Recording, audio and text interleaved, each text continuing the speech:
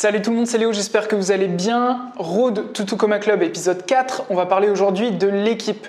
Pour ceux qui ne sont pas encore abonnés à la chaîne, qui ne savent pas trop ce que c'est que ce concept, je vais tout simplement, pendant cette année, vous partager mon parcours jusqu'au Tucumã Club. Peut-être que je ne l'atteindrai pas cette année, peu importe. Le but, c'est que je donne tous mes efforts pour y arriver et que je vous montre ce que ça demande comme effort pour atteindre cet objectif qui est $1 million en un an. En attendant, si vous n'êtes pas encore abonné, vous pouvez le faire juste en dessous et je vais vous parler aujourd'hui du sujet de la création d'une équipe.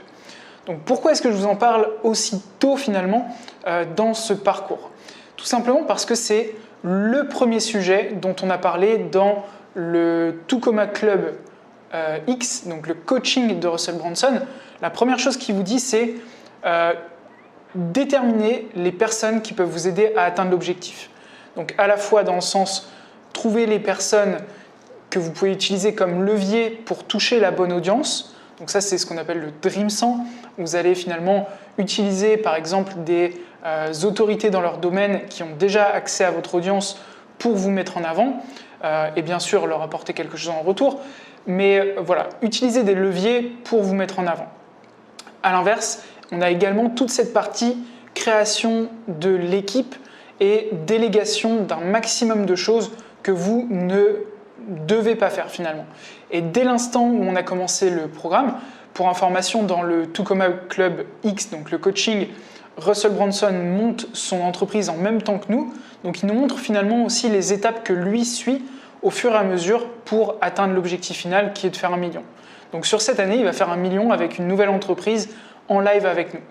Et la première chose qu'il fait, c'est OK, de qui j'ai besoin pour cette première partie. Est-ce que j'ai besoin de quelqu'un pour faire mon logo, pour aller trouver les personnes de mon Dream 100, parce qu'il a délégué ça aussi, pour me trouver des sujets de contenu, pour faire ci et ci et ça.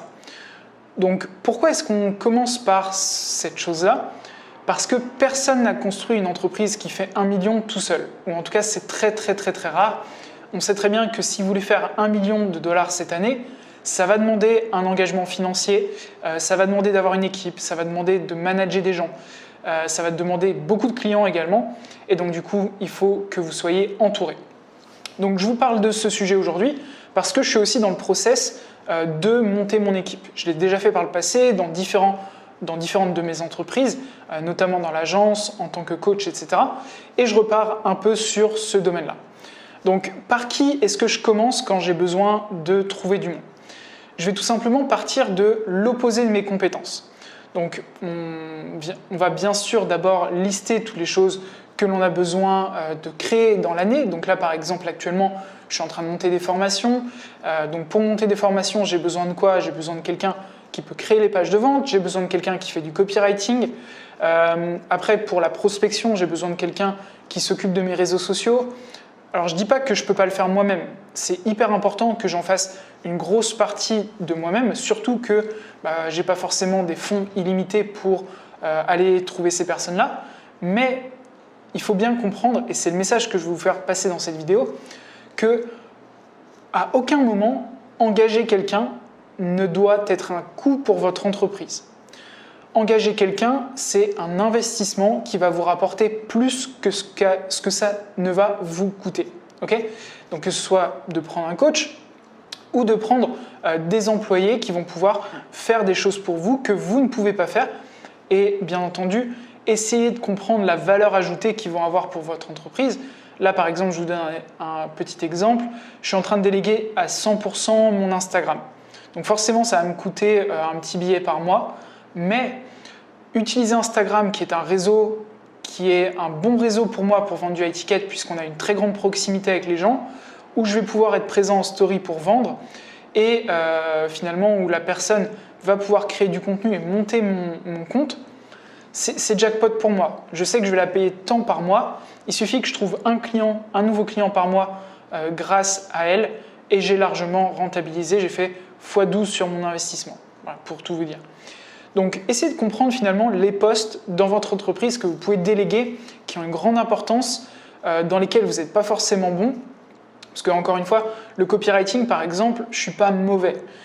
Je me débrouille bien en copywriting. Pour autant, il y a des personnes bien meilleures que moi qui ont, on va dire, les secrets que moi je ne maîtrise pas et qui vont pouvoir y passer du temps. Moi, le plus gros problème avec le copywriting, c'est que je ne peux pas passer toute une matinée sur mon copywriting. Je préfère me concentrer sur des choses que je ne peux pas déléguer, comme la création de vidéos, comme par exemple le fait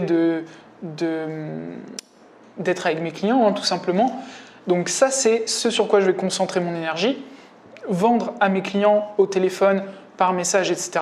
Donc ça, on parle de la partie organique. Créer du contenu, à la fois en vidéo, mais aussi des webinaires, du contenu écrit, etc.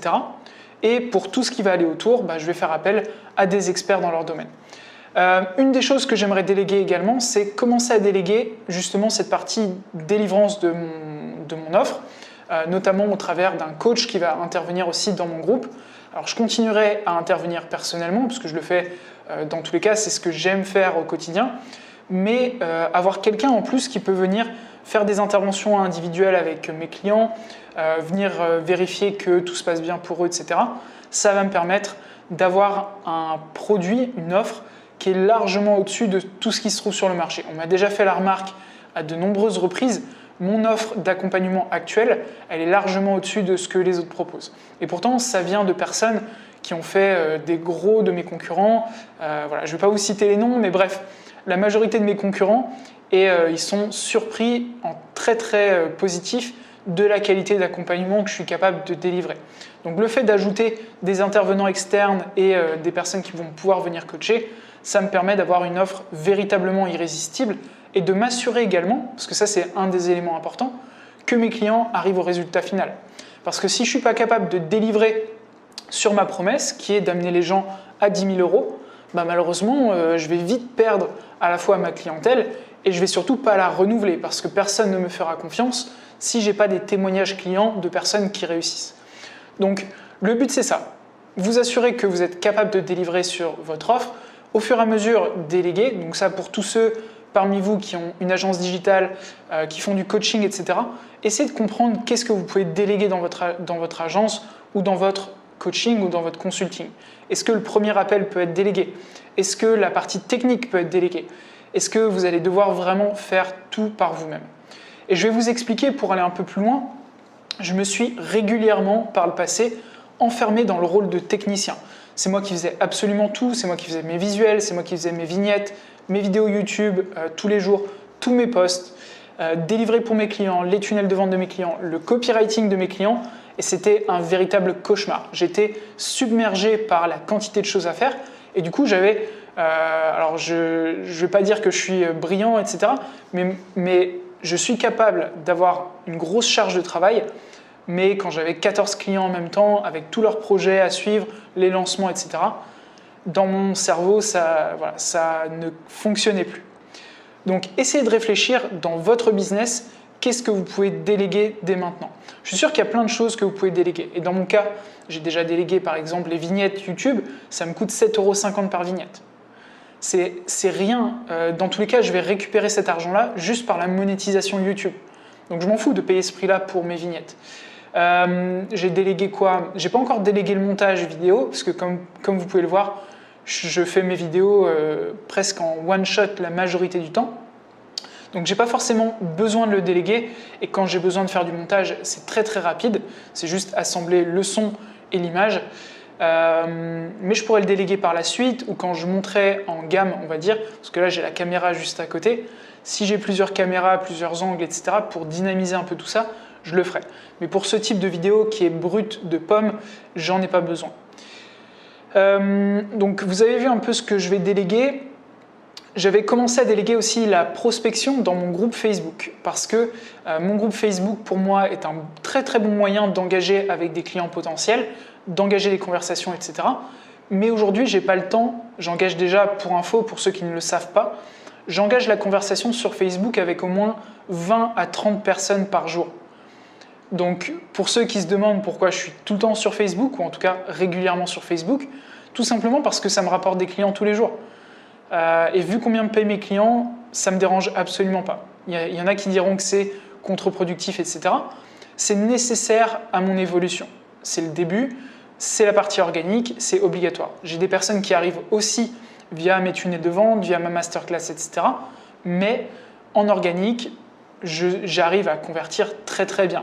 Et j'ai un beaucoup plus haut taux de conversion quand les personnes ont engagé la conversation en individuel avec moi. Donc le but, c'est comprendre comment est-ce que par ma masterclass, je vais pouvoir amener les gens peut-être sur une conversation privée, soit avec moi, soit avec l'un de mes coachs. Et voilà, c'est ce qui va se passer. Et j'ai délégué aussi le closing. Vous allez sûrement voir la personne qui le fait peut-être sur cette chaîne ou sur le groupe Facebook dans les mois à venir, puisque j'ai trouvé quelqu'un qui correspond exactement à ma vision du closing, qui est très humain, qui est très ouvert mentalement. C'est un sportif, donc il y a un peu la partie challenge aussi. Et voilà, je l'apprécie beaucoup et je vais lui déléguer cette partie-là. Donc voilà, essayez de comprendre. Il y a plein de choses qui vont avant cette partie de déléguer, mais avoir tout d'abord la vision de vers où vous allez pour être capable de la transmettre à votre équipe, mettre en place des process pour déterminer qui est-ce que vous allez faire rentrer, quand il rentre dans votre équipe, qu'est-ce que vous utilisez comme channel de communication. Donc dans mon cas, par exemple, c'est Trello et Google Drive. Qu'est-ce que vous allez mettre en place, à quelle fréquence est-ce que vous échangez, quel est le rôle précis de chaque personne, hyper important. Ayez sur papier ce qu'on appelle un mission statement ou quelque chose comme ça. Enfin, je ne veux pas vous dire de bêtises, mais c'est quelque chose dans ce genre-là. Ou tout simplement un descriptif de poste pour décrire exactement qu'est-ce qui est dans leur responsabilité, qu'est-ce qui sort de leur responsabilité, sur quoi ils doivent se concentrer, etc. Parce que si vous n'êtes pas clair là-dessus, malheureusement, ils vont aller dans tous les sens et ils ont du mal à accrocher avec votre entreprise et à rester sur le long terme. Le but, quand vous prenez quelqu'un dans votre équipe, c'est qu'il reste sur le long terme. Donc, assurez-vous de mettre en place les process pour que les gens restent.